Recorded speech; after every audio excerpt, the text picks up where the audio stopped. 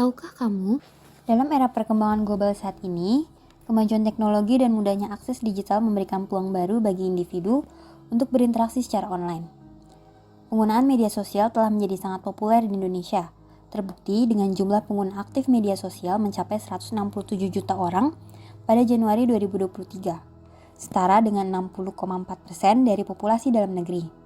Meskipun memberikan keterbukaan dan konektivitas, penggunaan media sosial juga membawa potensi masalah baru karena informasi dapat diakses tanpa penyaringan. Kepala Bagian Hukum dan Kerjasama Direktorat Jenderal Informasi dan Komunikasi Publik Kementerian Kominfo, yaitu Mediodeci Lustarini, menyoroti bahwa meskipun jumlah pengguna internet meningkat di Indonesia, kemampuan masyarakat untuk menyaring informasi yang diragukan kebenarannya masih terbatas. Hal ini membuat pengguna media sosial rentan menjadi korban tindak kejahatan di dunia maya.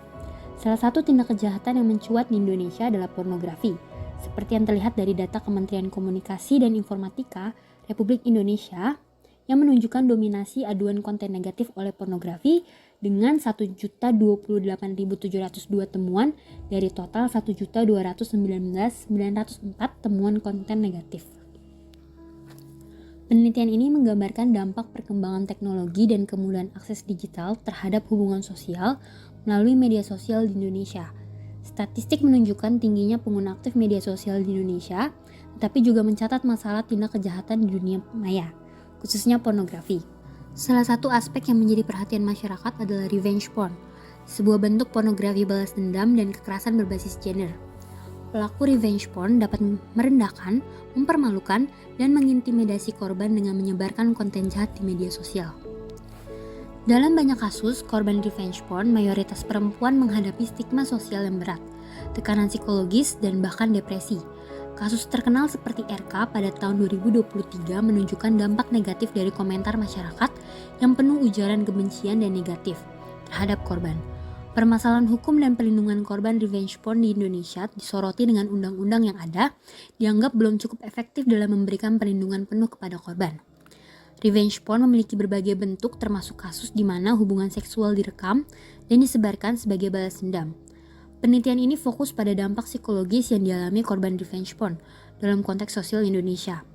Perlindungan hukum yang lebih efektif dan intervensi yang lebih lanjut dianggap perlu untuk mengatasi permasalahan ini sesuai dengan Undang-Undang Nomor 19 Tahun 2016 tentang Transaksi Informasi dan Transaksi Elektronik serta Undang-Undang Nomor 44 Tahun 2008 tentang Pornografi. Namun perlindungan yang diberikan masih dirasa kurang memadai. Penelitian ini menggunakan metode literatur review yang dijelaskan oleh Snyder pada tahun 2019 sebagai pendekatan untuk mengumpulkan dan menganalisis intisari dari penelitian-penelitian sebelumnya. Peneliti menemukan dua ringkasan yang dapat dibahas, yaitu yang pertama dari akar masalah.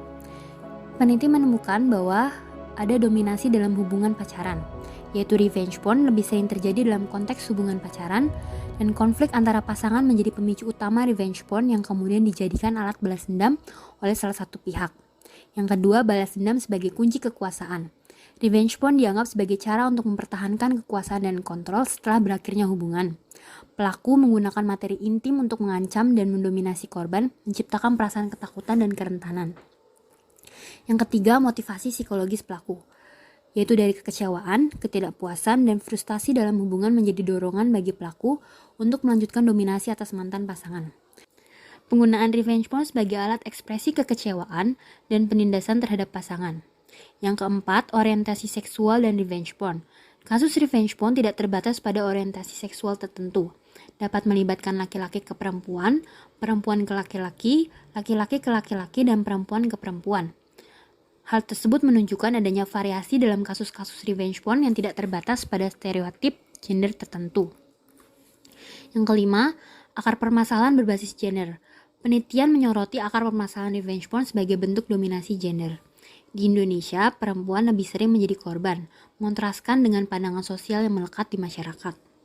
Yang keenam, manipulasi sebagai strategi pelaku.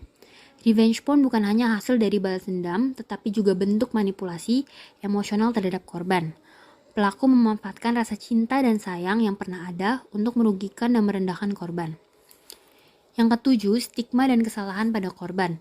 Konstruksi sosial memainkan peran dalam menyalahkan dan menciptakan stigma terhadap korban.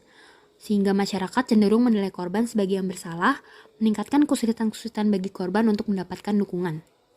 Dan yang kedelapan, pentingnya kesadaran dan pendidikan. Kesadaran akan dampak revenge porn dan upaya pencegahan harus ditingkatkan. Pendidikan tentang hubungan sehat, persetujuan, dan konsekuensi hukum revenge porn perlu disosialisasikan untuk mengurangi insiden. Yang kedua, peneliti menemukan adanya konsekuensi psikologis yang diterima oleh korban. Yang pertama, dampak psikologis korban revenge porn. Yang pertama, peneliti menemukan adanya stigma sosial. Korban mengalami penilaian negatif dan dicap sebagai bersalah oleh masyarakat, menciptakan tekanan sosial yang berat. Yang kedua, peneliti menemukan adanya konsekuensi psikologis yang diterima oleh korban. Yang pertama, dampak psikologis korban revenge porn. Peneliti menemukan adanya stigma sosial. Korban mengalami penilaian negatif dan dicap sebagai bersalah oleh masyarakat, sehingga menciptakan tekanan sosial yang berat. Yang kedua, gangguan kesejahteraan mental. Korban mengalami konsekuensi serius terhadap kesehatan mental seperti kecemasan dan juga depresi. Yang ketiga, hilangnya kepercayaan diri. Peristiwa revenge porn dapat merusak pandangan diri korban, mengurangi kepercayaan diri, dan menimbulkan keraguan pada diri sendiri. Kedua, kerusakan hubungan pribadi. Hubungan personal korban dapat terpengaruh secara signifikan baik dalam lingkup keluarga, persahabatan, maupun hubungan romantis. Kesulitan dalam membangun atau mempertahankan hubungan karena dampak psikologis yang dialami. Yang ketiga, perilaku destruktif pada korban. Revenge porn dapat memicu perilaku destruktif pada korban seperti isolasi diri, kecanduan, atau bahkan munculnya pemikiran dan tindakan merugikan terhadap diri sendiri. Keempat, tekanan psikologis akibat stigma. Korban revenge porn merasakan tekanan psikologis berat akibat stigma yang diterima dari masyarakat. Munculnya perasaan malu dan hukuman sosial yang berkelanjutan dapat meningkatkan tingkat stres dan kecemasan. Yang kelima, trauma dan perasaan malu. Korban seperti Bunga mengalami trauma dan perasaan malu yang mendalam. Pesan di media sosial yang merendahkan harga diri dapat menciptakan pengalaman traumatis yang sulit diatasi. Yang keenam, depresi dan gangguan sosial. Studi tentang Bunga mencatat bahwa dampak psikologis revenge porn mencakup depresi dan gangguan dalam penyelesaian masalah sosial, seperti absen dari kampus dalam waktu yang lama. Ketujuh, hilangnya harga diri. Stigma dan penilaian negatif masyarakat dapat membuat korban merasa kehilangan harga diri. Pengalaman ini memperparah tingkat depresi dan kecemasan dialami oleh korban. Yang kedelapan, pentingnya kesadaran dan dukungan. Kesadaran publik tentang dampak psikologis revenge porn perlu ditingkatkan.